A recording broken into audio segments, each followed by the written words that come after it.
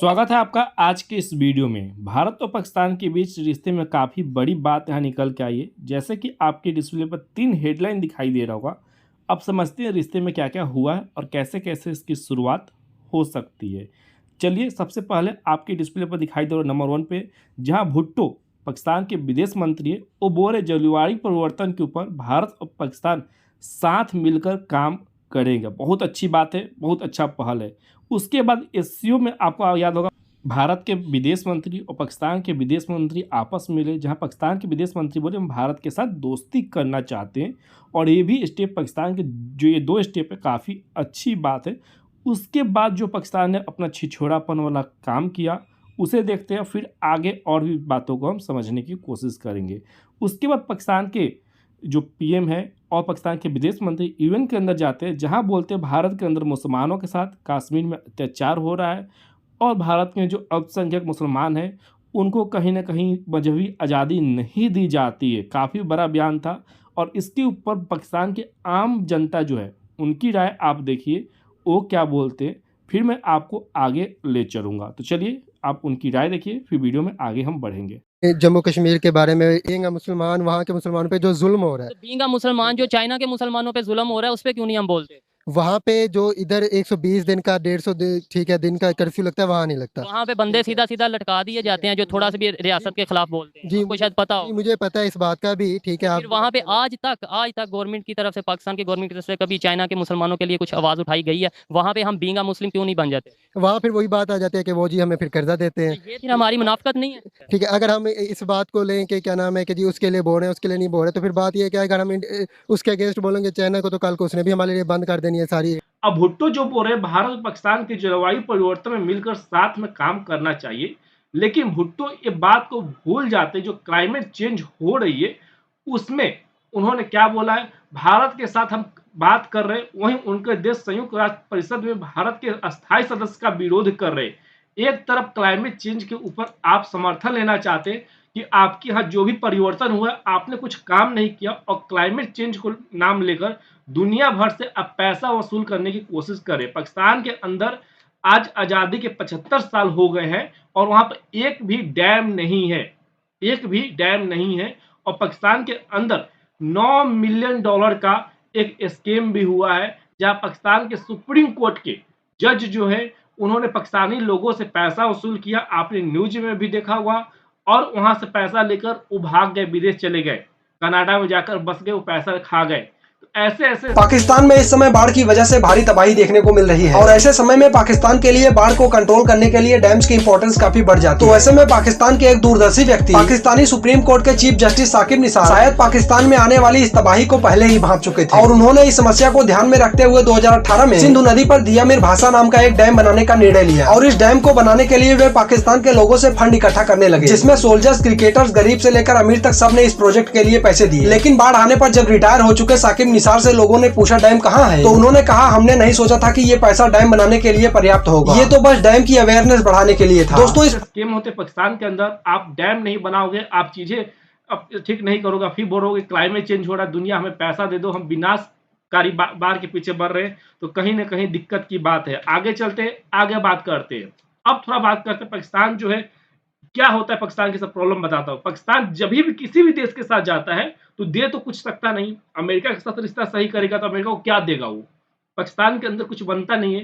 China के साथ रिश्ता सही है उसका, तो चाइना को क्या देता है, कुछ नहीं देता है। तो चाइना को गधा और कुत्ता सप्लाई करता है, क्योंकि चाइनीज के पास खाने के लिए चीजें नहीं है। चाइना की जितनी भी क्षेत्रफल है उसके 45% से अधिक क्षेत्रफल में कुछ उगाया ही नहीं जा सकता, तो वहाँ पर खाने की कमी है, तो गधे और कुत्ते चाइना खरीदते हैं। इसके अलावा पाकिस्तान और कुछ सप्लाई कर ही नहीं सकता। उसके अलावा अब जब भी यूएन के अंदर भाषण शुरू हो गया पाकिस्तान के प्रधानमंत्री का, तो पाकिस्तान के प्रधानमंत्री अक्सर ये बोलते पाए गए हैं कि भारत के अंदर मुसलमानों के साथ अत्याचार हो रहा है, फिलीपीन के अंदर मुसलमानों के साथ अत्याचार हो रहा है, उसके अलावा बर्मा के अंदर अत्याचार हो रहा है, उसके साथ साथ अफगानिस्तान के अंदर अत्याचार हो रहे हैं। सारी चीजों के बारे में बात करेंगे, लेकिन पाकिस्तान के बारे में बहुत कम बात करते हैं। ऐसा क्यों होता है? क्योंकि पाकिस्तान के बारे में जिन्होंने पाकिस्तान को बनाया उनको भी पता नहीं कि पाकिस्तान का आगे का रोड मैप प्लान क्या है, आने वाले 5 साल या 10 साल का। हमारा आगने वाला 5 साल या 10 साल का रोड मैप ये है कि हम दुनिया के टॉप इकोनॉमी में जाए। हमारा प्लान ये है कि हम 5 ट्रिलियन की इकोनॉमी पूरा करें, लेकिन पाकिस्तान से अगर आप पूछोगे तो उनका कोई भी प्लान नहीं है और इसी कारण पाकिस्तान जो है कहीं ना कहीं भटकते हुए दिखाई देता है। आप एक आम आदमी के नाते सुनो कि यूएन के अंदर हर देश को 20 मिनट के औसतन टाइम मिलता है। 20 मिनट में पाकिस्तान जो है पिछले 10 सालों में 14 से 16 मिनट औसतन किसके ऊपर बात करता है? कश्मीर के ऊपर, भारत के ऊपर, अफगानिस्तान के ऊपर, फिलीपीन के ऊपर, बर्मा के ऊपर, म्यांमार के ऊपर, ये सारी चीजों के ऊपर बात करता है। उसके बाद आखिरी 4 से 5 मिनट में वो बात करता है पाकिस्तान के मुद्दे के ऊपर। जब अपने देश के मुद्दे के ऊपर आप बात नहीं करोगे तो दुनिया आपको कैसी देखेगी? दुनिया तो आपको एक पैसा भी देती है, उस पर से आप दुनिया से इसके बारे में चर्चा भी ना करो, सोचो कि दुनिया आपको सारी चीजें निकाल कर दे दे, तो कहीं ना कहीं ये सोच गलत है। आगे बात करते हैं। पाकिस्तान के पीएम ने कहा भारत की तरफ से कश्मीर में अत्याचार हो रहा है। शरीफ जो है पाकिस्तान के ऊपर भारत के अल्पसंख्यक पड़ोसी जो है उनके लिए खतरा है। भारत जो है अल्पसंख्यकों और पड़ोसी के लिए खतरा है। आप देख सकते हो भारत का रिश्ता नेपाल के साथ कितना अच्छा है, भूटान के साथ कितना अच्छा है, श्रीलंका उसके अंदर जो अत्याचार हो रही थी, जो भी चीन का दमन हो रहा था, भारत ने उससे कहीं ना कहीं निकाला। यानी पूरी दुनिया को दिखाई दे रहा है कि भारत के जो उनके पड़ोसी मुल्क है उनसे कितने अच्छे रिश्ते हैं। केवल चाइना और पाकिस्तान को छोड़कर भारत के जितने भी पड़ोसी मुल्क हैं सबके साथ हमारा रिश्ता अच्छा है। यहाँ तक कि अफगानिस्तान को भी हम ऐड दे रहे हैं, अफगानिस्तान को भी हम मदद कर रहे हैं।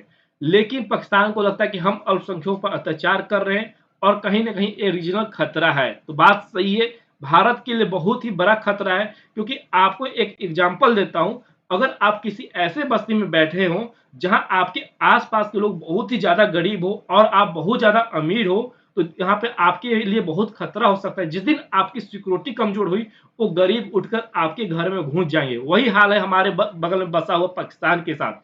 हम इतने ज्यादा अमीर हो चुके हैं पाकिस्तान के लिए कि अब उसे पकड़ पाना बहुत मुश्किल है। तो वहां के लोग को जिस दिन मौका मिलेगा उस दिन हमारे देश के अंदर घुस जाएगा और कोशिश भी करते हैं। उसके साथ उन्होंने बोला कि हम भारत के साथ बातचीत करना चाहते हैं, दोस्ती करना चाहते हैं। दुनिया में जितने भी देश आप देखोगे वो कहीं ना कहीं किसी न किसी ग्रुप में बटा हुआ है और जिस ग्रुप में भारत शामिल हो गया, जिसके साथ भारत अपना हाथ मिला लिया, वो ग्रुप दुनिया की सबसे पावरफुल हो जाएगी। अगर भारत यूरोपीय यूनियन और अमेरिका के साथ चला जाता है तो अमेरिका काफी ज्यादा पावरफुल हो जाएगा।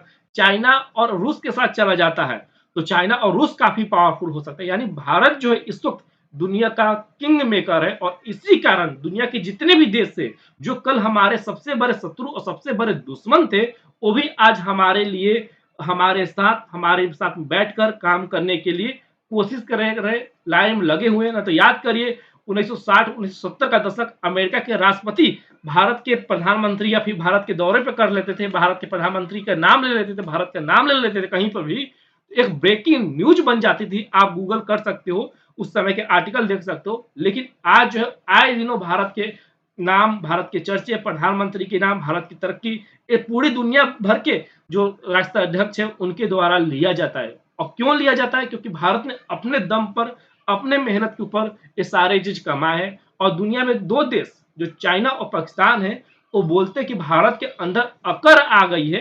अकड़ इसलिए आई है क्योंकि भारत की इकोनॉमी बड़ी हो रही है। तो भैया भारत की इकोनॉमी बड़ी हो रही है, हम आज भी अपने दोस्तों के साथ सर झुकाकर बात करने में विश्वास रखते हैं। लेकिन हमारा जो दुश्मन आज है उसके साथ हम सर झुकाने की जो समय था, दौर था, खत्म हो गया है। हमने जो भी चीज कमाया है, जितने भी पैसे कमाए हैं और जितने भी इज्जत दुनिया में कमाया है वो अपने दम पर कमाया। हमने किसी के सामने झुका नहीं, ना ही किसी के ऊपर आक्रमण किया, ना ही किसी को लूटा, नहीं इसकी कोशिश करते हैं। हम चाहते हैं हमारे सीमाएं जो है जितने हैं उतने में खुश रहे, साथ साथ हमारे आस पड़ोस में जो भी मुल्क हो वो सारे तरक्की करें, तभी भारत आगे बढ़ेगा। भारत सबको साथ लेकर बढ़ने में विश्वास रखता है। इसी कारण हमारे दुश्मन कम है, हमारे दोस्त ज्यादा है। और जिनको लगता है कि भारत तरक्की किया इसलिए अकड़ दिखा रहे हैं और भारत के प्रधानमंत्री और विदेश मंत्री इसलिए पूरी दुनिया को आंख दिखा रहे हैं, तो भाई साहब आपकी बात सही है। हमने तरक्की किया है तो अपने दम पर किया है। कोई आज बोलेगा कि आप आकर हमारे सामने झुक जाओ तो ना कल पॉसिबल था, ना आज पॉसिबल है, ना आने वाला साल में पॉसिबल है। 1960-1965 का दौर आपको याद होगा, भारत जो है भूखमरी का शिकार था और वही अमेरिका हमें खाने के लिए नहीं दे रहे थे। सुअर के खाने वाले जो गेहूं गंदम थे वो हमें सप्लाई कर रहा था। लेकिन आज हम दुनिया को खिला रहे हैं। हम वहां से यहां तक का सफर तय किए तो ऐसे ही नहीं किए हैं। अब आपका क्या कहना है इसके बारे में कमेंट करके जरूर बताइएगा, और ऐसे ही वीडियो देखने के लिए आप हमें सब्सक्राइब भी कर सकते हैं। चलिए मिलते हैं नेक्स्ट वीडियो में, आज के लिए बस इतना ही। जय हिंद।